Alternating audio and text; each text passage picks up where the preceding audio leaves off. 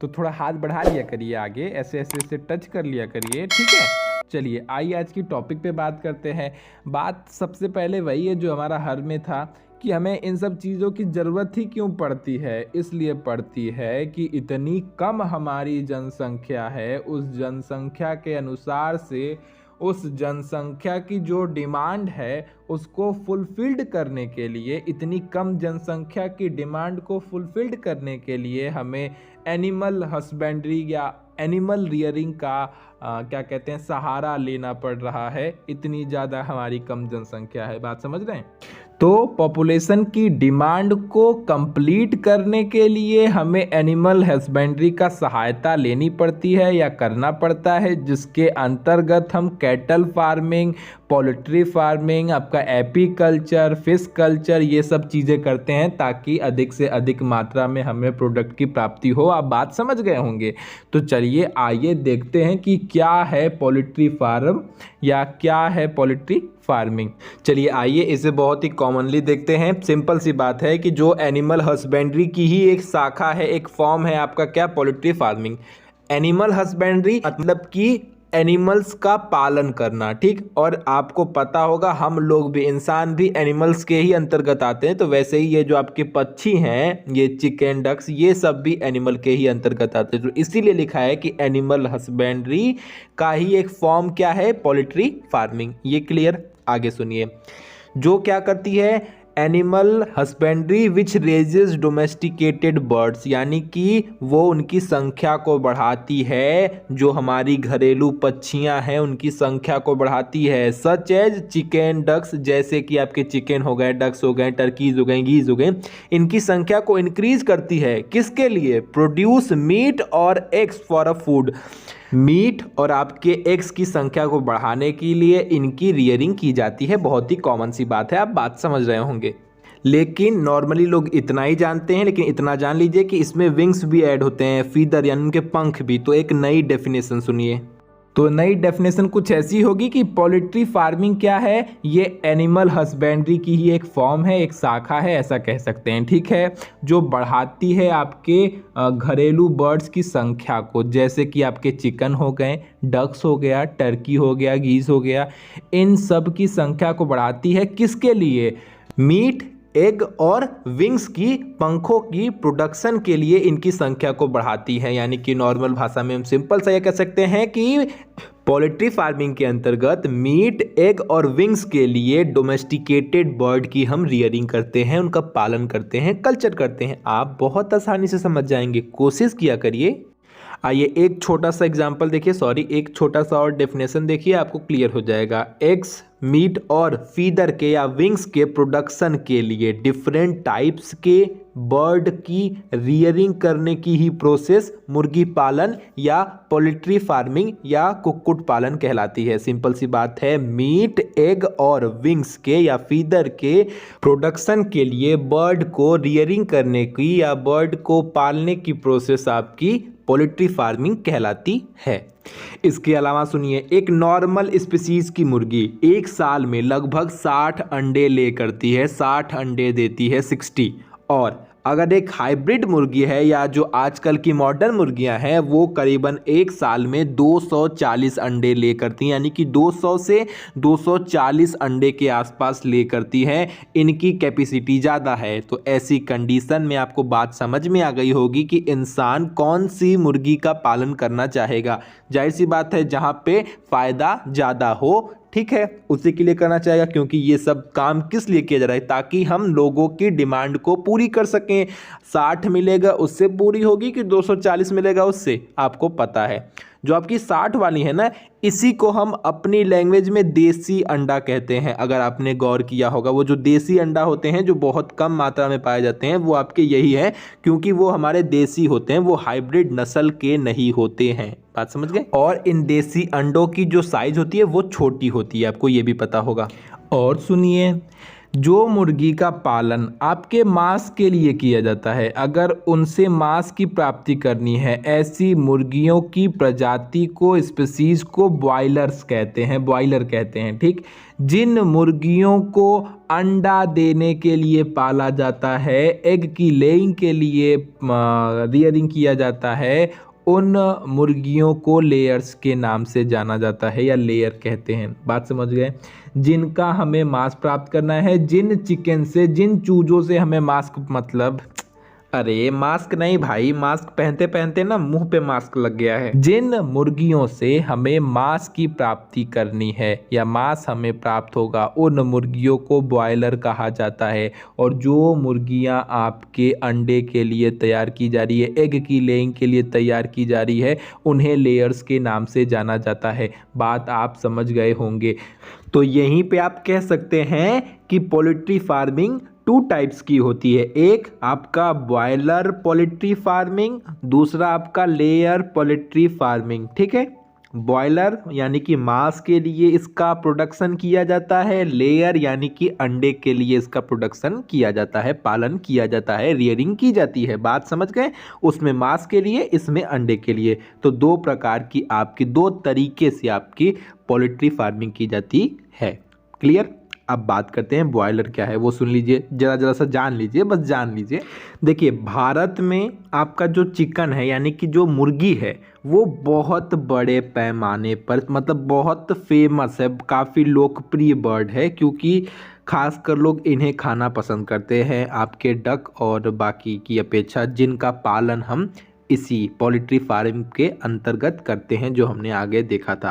लेकिन भारत में खासकर लोग क्या पसंद करते हैं, तो वो आपका मुर्गी है, इसी का बड़े पैमाने पर प्रोडक्शन किया जाता है, ठीक। तो बॉयलर छोटी मुर्गियां होती हैं, ठीक है। छोटी से कहने का सेंस है कि 5 से 6 सप्ताह में, लगभग 1.5 महीने के अंदर इस प्रजाति के जो मुर्गा मुर्गी होते हैं वो डेवलप हो जाते हैं। यानी कि ये जैसे ही अंडे से बाहर निकलते हैं, इस प्रजाति के जो आपके मुर्गा मुर्गी हैं, उनको सही से खान पान दिया जाता है, उनको सही से मेंटेन किया जाता है, ताकि 1 से 1.5 महीने में ये करीबन 1.5 से 2 किलो के हो जाएं और इनको आसानी से बेचा जा सके और उसके बाद उनसे मांस की प्राप्ति यानी कि मीट की प्राप्ति की जा सके। इस वजह से इस तरीके से इनका प्रोडक्शन किया जाता है, यानी कि उत्पादन किया जाता है, ठीक। तो आज के टाइम में आपका ये बॉयलर पोल्ट्री फार्मिंग काफ़ी डेवलप हो गई है। क्यों हो गई है? क्योंकि बहुत कम समय में अधिक पैसा दे देती है, यानी कि बहुत ही कम टाइम में ये पूरी तरीके से डेवलप हो जाते हैं और उसके बाद इन्हें बेचकर हम पैसे की प्राप्ति कर सकते हैं। इसका मतलब बहुत कम टाइम में ये डेवलप हो जाती हैं। छोटे किसानों के लिए, जो गाँव में रहते हैं, उनके लिए भी ये काफ़ी अच्छा माध्यम है उनकी अर्निंग के लिए। इस वजह से भी ये काफ़ी प्रचलित है। बात समझ रहे हैं ना? अब बात करते हैं सेकंड वाली की, यानी कि लेयर की, जिनसे हम अंडे प्राप्त करते हैं। इनसे तो हम मीट प्राप्त करते हैं, इस वजह से ये बॉयलर थे। अब बात करते हैं अंडे वाले की, तो उनसे हम अंडे प्राप्त करते हैं, नॉर्मल सी बात है। और उसमें भी जो देसी नस्ल की मुर्गियां होती हैं, उनसे हमें करीबन साल भर में 60 के आसपास आपका क्या कहते हैं, अंडा प्राप्त होता है। और जो आपका विदेशी वाली हैं, उनसे हमें करीबन, जो हाइब्रिड हैं आजकल की अच्छी वाली, उनसे हमें करीबन 200 से 240 तक आपका साल भर में अंडा प्राप्त हो जाता है, जो कि आप सबको पता ही है। चलिए एक चीज़ और जान लीजिए, जैसे कि अभी आपने एपीकल्चर पढ़ा था, वहाँ पे आपने पढ़ा था कि जिस स्थान पे इनका पालन किया जाता है, उन मधुमक्खियों का पालन किया जाता है, उस स्थान को अपियरी कहते हैं, ठीक। और वैसे ही जिन स्थान पर इन चूजों का, जो इस मुर्गियों से निकलने वाले चूजे होते हैं, उनका पालन किया जाता है, उस स्थान को ब्रूडिंग हाउस कहते हैं। तो आइए हम अब ब्रीडिंग की कुछ प्रोसेस को देखते हैं कि किस तरीके से ये ब्रीडिंग करते हैं या रिप्रोडक्शन की प्रोसेस करते हैं, किन किन मेथड के थ्रू। तो काफ़ी सारे मेथड हैं, उन्हीं में से हम कुछ को आज की वीडियो में देखेंगे। जैसे पहला है आपका इनब्रीडिंग या अंतः प्रजनन जिसे कहते हैं।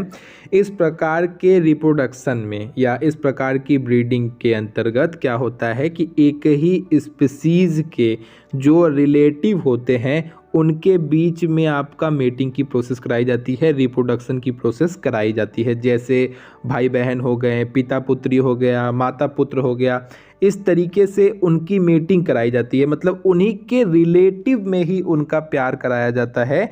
लेकिन इस चीज़ की एक कमी भी है कि ये कॉमर्शियली है, मतलब बिजनेस के रूप से अगर देखा जाए तो यह विधि अच्छी नहीं मानी जाती, ये मेथड अच्छी नहीं मानी जाती, क्योंकि लगातार एक ही स्पीसीज़ के बीच में रिप्रोडक्शन कराने से जो फाउल उत्पन्न होता है, जो भी बच्चा, जो भी चूजा बाहर निकलता है, वो धीरे धीरे कमज़ोर होता जाता है, वो उस तरीके का नहीं होता है। जो उसकी रिप्रोडक्शन की रेट होती है उसमें भी कमी आती है, और उस हिसाब से वो एग की लेइंग या आपके मीट के प्रोडक्शन में थोड़ा ठीक नहीं होता है, बच्चा थोड़ा कमज़ोर प्राप्त होता है, मिला के कहना ये है। इस वजह से इन ब्रीडिंग की प्रोसेस व्यवसाय के रूप से तो नहीं ही की जाती है, वरना उस तरीके से हमें लाभ प्राप्त नहीं होगा। बात समझे? और जैसा कि आप जानते ही होंगे, आज का जो टाइम चल रहा है, हमें पैसे से ही मतलब है, मतलब लाभ से भी मतलब है, और सबसे बड़ी बात, हमारे पास टाइम नहीं है, हम हाइब्रिड चीज़ यूज करते हैं ताकि जल्दी से जल्दी वो तैयार भी हो जाएं और उनसे हमें बढ़िया मात्रा में एग की और मीट की प्राप्ति भी हो। ठीक, हाइब्रिड, अब हाइब्रिड ऐसे तो मिलेगा नहीं। हाइब्रिड में दो अलग अलग स्पीसीज़ के बीच में जब रिप्रोडक्शन की प्रोसेस कराई जाती है तब हमें कुछ हाइब्रिड प्राप्त होता है। ठीक है, बात समझ रहे हैं? कुछ हट के हाइब्रिड मतलब क्या होता है? संकर होता है। संकर मतलब संकरित होते हैं, वो कुछ अलग स्पीसीज़ के बीच में जब रिप्रोडक्शन की प्रोसेस या ब्रीडिंग की प्रोसेस कराई जाती है तब आपका हाइब्रिड फाउल या चूजा प्राप्त होता है। तो अगला है आपका आउट क्रॉसिंग ब्रीडिंग। ये क्या है? इसे बाह्य संकरण के मतलब नाम से भी जानते हैं, और इस प्रकार की ब्रीडिंग के मेथड में एक ही स्पीसीज़ के अलग अलग बर्ड्स के बीच में मेटिंग की प्रोसेस या रिप्रोडक्शन की प्रोसेस करवाई जाती है। जैसे एग्जांपल में देखिए, एक जो सफ़ेद लिंगहॉर्न होता है, वो क्या होता है कि वो एक मतलब बहुत अधिक संख्या में अंडे तो देता है, लेकिन उन अंडों की जो साइज़ होती है वो छोटी छोटी होती है। ठीक, वहीं इसी जाति का जो दूसरा बर्ड है वो आकार में बड़े होते हैं, लेकिन जो संख्या वो मतलब जो अंडे वो पैदा करते हैं उनकी साइज़ बहुत छोटी होती है। ठीक है, थोड़ा कन्फ्यूज़न वाला है, ध्यान से सुनिएगा। क्या होता है कि एक ऐसा मुर्गा है या मुर्गी है जो अंडे ले करती है, वो बहुत अधिक मात्रा में ले करती है, बस फ़र्क ये है कि उन अंडों की जो साइज़ होती है वो छोटी होती है। एक ऐसा है जो अंडे कम ले करता है लेकिन उनके साइज़ बड़े बड़े होते हैं। तो जब इनके बीच में रिप्रोडक्शन की प्रोसेस कराई जाती है तो आपका क्या होता है? ऐसी कंडीशन में इन स्पीसीज़ में जो हमें नया प्राप्त होता है, इनके दोनों के संगम से, मतलब दोनों के मेटिंग से जो नया ऑफस्प्रिंग प्राप्त होता है वो अधिक संख्या में तथा आकार में, मतलब साइज़ में बड़े एग को प्रोड्यूस करता है, ले करता है। बात समझ गए? यानी कि मिला के कहना ये है कि उन दोनों के गुण उस एक बच्चे के अंदर आ जाते हैं, जो कि नॉर्मल सी जेनेटिक रीज़न की वजह से ऐसा होता है। आप मेरी बात समझ रहे होंगे। तो ये था आपका आउट क्रॉसिंग। अब बात करते हैं क्रॉसिंग की। क्या होता है कि इस प्रकार के ब्रीडिंग मेथड में दो अलग अलग स्पीसीज़ को लेके उनके बीच में रिप्रोडक्शन या मेटिंग की प्रोसेस करवाई जाती है, और जो इनसे बच्चा उत्पन्न होता है, प्रोड्यूस होता है, वो आपका हाइब्रिड होता है। यानी कि इनसे हमें हाइब्रिड ऑफस्प्रिंग की प्राप्ति होती है। यानी कि क्रॉसिंग ब्रीडिंग मेथड के द्वारा आपकी हाइब्रिड संतति या हाइब्रिड ऑफस्प्रिंग की प्राप्ति होती है, हाइब्रिड चूजे की प्राप्ति होती है, और यही सबसे ज़्यादा यूज किया जाता है।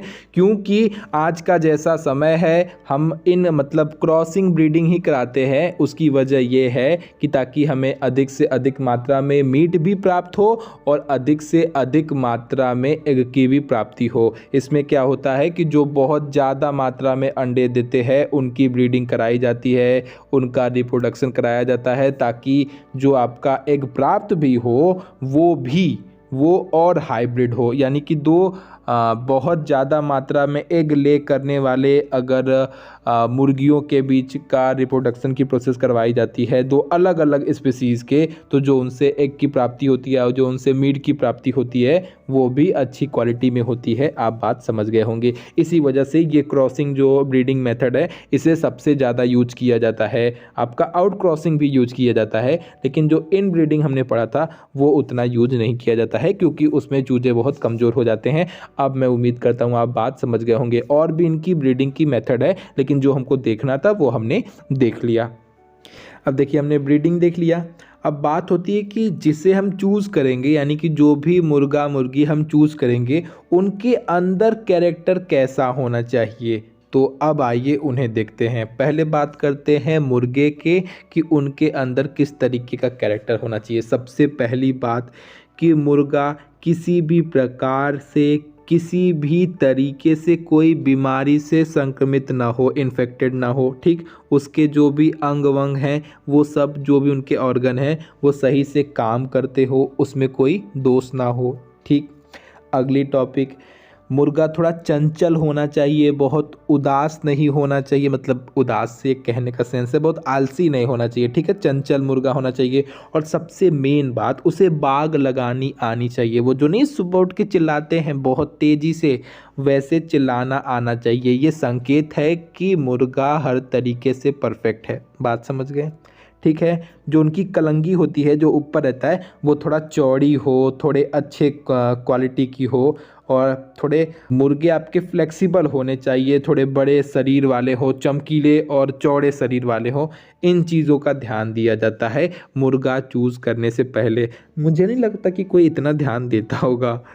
तो अगर ऐसे मुर्गे के अंदर लक्षण हैं तो आपका मुर्गा बहुत अच्छा माना जाएगा ब्रीडिंग के लिए। अब बात करते हैं मुर्गी की कि उसके अंदर क्या क्वालिटी होनी चाहिए। सबसे पहली बात कि भैया मुर्गी स्वस्थ होनी चाहिए, आकार में बड़ी होनी चाहिए, किसी प्रकार की रोग वोग ना हो। पहली बात, ये तो कॉमन सी बात है। दूसरी बात, आपकी जो मुर्गी है उसकी एज आपके मुर्गे से कम 1 साल कम होनी चाहिए, यानी कि उन दोनों के बीच में 1 साल का गैप होना चाहिए, डिफरेंस होना चाहिए। तीसरा है आपका, मुर्गियां बहुत तेज़ी से ग्रोथ करने वाली होनी चाहिए, कम समय में मैच्योर हो जाने वाली चाहिए, और ज़्यादा से ज़्यादा अंडा ले करने वाली होनी चाहिए। यानी कि आप बात समझ गए। स्वस्थ होगी तो जाहिर सी बात है मीट की प्राप्ति होगी होगी, और ज़्यादा से ज़्यादा अंडा ले करने वाली होनी चाहिए। यानी कि हर तरीके से फ़ायदा देख के तब इनके बीच में रिप्रोडक्शन की प्रोसेस करवाई जाती है। तो ये हमने क्या देख लिया, ये हमने कैरेक्टर देख लिया कि किन तरीके के मुर्गा और मुर्गी को चूज़ करना है ब्रीडिंग के लिए। बात समझ गए, मेटिंग के लिए, रिप्रोडक्शन के लिए, ठीक है। आगे चलते हैं। अब बात आती है कि भारत में किस नस्ल की, किस ब्रीड की मुर्गी का पालन किया जाता है। बात समझ रहे हैं ना, किस नस्ल की मुर्गी का पालन किया जाता है। वैसे तो जान लीजिए 100 से भी अधिक नस्ल पाई जाती है मुर्गा मुर्गी की, तो अब हम इतनी की तो बता नहीं सकते। हाँ, इसे 2 तरीके से बांट सकते हैं, एक आपकी देसी नस्ल, एक आपकी विदेशी नस्ल, ठीक है। एक आपकी देसी, एक आपकी विदेशी नस्ल। देसी में भी जो आपका लाल जंगली मुर्गा है, यानी कि रेड वाइल्ड कॉक है, इसका बड़े पैमाने पर प्रोडक्शन किया जाता है। ये काफ़ी मेन होता है। इसके अलावा भी आपका अश्लील हो गया, अरे माफ़ कीजिएगा, अश्लील नहीं असील हो गया, चटगांव हो गया, कड़कनाथ हो गया, घोगस हो गया, ये सब भी आपकी देसी नस्ल है, देसी ब्रीड है। और इन ब्रीड का बड़े मात्रा पे प्रोडक्शन किया जाता है, रियरिंग की जाती है आपके मीट के प्राप्ति के लिए, मांस की प्राप्ति के लिए, ठीक है। यानी कि इससे हमें ये भी पता चलता है कि ये सिर्फ और सिर्फ मीट के लिए पाले जाते हैं। इनसे उतनी मात्रा में हमें अंडे प्राप्त नहीं होते। साधारण 60 अंडे, मतलब 1 साल में करीबन 60 के आसपास हमें अंडे प्राप्त होते हैं। बात समझ में गई। विदेशी नस्ल के जो मुर्गे होते हैं, जैसे आपका आइलैंड रेड रोड हो गया, प्लाईमाउथ रॉक हो गया, ब्रह्मा हो गया, leg horn, brown horn, black horn, Cornish हो गया, ईटीसी कर लीजिए, ये सब आपके विदेशी नस्ल की या विदेशी ब्रीड के आपके क्या है, मुर्गा मुर्गी हैं। अब बात करते हैं कि इन दोनों ब्रीड्स में से सबसे अच्छा किसे माना जाता है। तो जाहिर सी बात है जो हाइब्रिड हैं वही अच्छे माने जाते हैं। इसी वजह से जो आपके विदेशी ब्रीड है उसे सबसे अच्छा माना जाता है, क्योंकि उनसे कम समय में और अधिक प्रोडक्ट की प्राप्ति होती है। उसी का एक एग्जांपल देख लीजिए, वाइट लेग हॉर्न जो ब्रीड की जो मुर्गियां होती हैं वो सबसे अधिक अंडे देने वाली ब्रीड है। सबसे अधिक अंडे आपकी वाइट लेग हॉर्न ब्रीड की जो मुर्गियां होती हैं वो देती हैं। एक साल में करीबन 220 से लेके 260 तक अंडे दे देती हैं। बात समझे आप? मैं इतनी बार बोलता हूँ बात समझे, कभी बोल दिया करिए। कितनी बार मोबाइल से पूछूंगा यार। फोन भी ना अब मन ही मन कहता होगा ये लोग तो बोलते नहीं है, ये मेरा दिमाग जरूर खा जाता है चिल्ला चिल्ला के। चलिए हमसे कॉमेडी ना होगी, बात समझ में आ गई हमें। चलिए अब बात ये है कि विदेश की जो ऐसी कुछ ब्रीड होती हैं जो दोनों के लिए अच्छी होती है, यानी कि अधिक मात्रा में मांस, यानी कि अपने आप को इतना हेल्दी बनाती हैं कि बहुत मात्रा में हमें मांस की भी प्राप्ति होती है और साथ ही साथ मतलब कम समय में डेवलप हो जाती हैं। कुछ लोग तो हेल्दी बनाती हैं इससे सेंस ये ले लेंगे कि अच्छा खुद को बनाती हैं हेल्दी, नहीं, इनको इतनी मात्रा में खान पियन दिया जाता है कि अपने आप को अच्छे से डेवलप कर लेती है, बहुत कम समय में डेवलप कर लेती है। तो बड़ी मात्रा में हमें इनसे मीट की भी प्राप्ति होती है और साथ ही साथ अंडे भी बहुत बड़ी मात्रा में ले करती हैं। बात समझे आप? इस तरीके से जो आपकी विदेशी नस्ल की कुछ ऐसी किस्में होती हैं जो बहुत अच्छी होती हैं दोनों करने में, मांस में भी, मीट में भी और आपके अंडे की लेइंग में भी। उन स्पीसीज के नाम जान लीजिए आप। एक तो है आपकी कॉर्निश, दूसरी है आपकी न्यू हैम्पशायर, तीसरी है आपकी प्लाईमाउथ रॉक। ये सब काफ़ी बेस्ट ब्रीड हैं जिनके जो मेल होते हैं उनका वजन करीबन 4 से 5 किलोग्राम के आसपास होता है और जो आपकी फीमेल होती हैं वो करीबन 3 से 4 केजी के आसपास होती हैं। आप बात समझें, इतनी हेल्दी होती हैं, बड़ी मात्रा में मांस प्राप्त होगा इनसे हमें। तो बस आज के लिए बस इतना ही। वीडियो पसंद आए तो लाइक शेयर सब्सक्राइब कर दीजिएगा, नहीं पसंद आए डिसलाइक कर दीजिएगा। बहुत मेहनत से खोजा है, इसे छोटा करने में काफ़ी दिक्कत हुई है, लेकिन आप डिसलाइक कर सकते हैं, आपके ऊपर है। आपको पसंद आए कर दीजिएगा। Tata bye bye. तो मिलते हैं अपनी अगली वीडियो में कुछ नए टॉपिक के साथ। अभी ये ख़त्म नहीं हुआ है, अभी।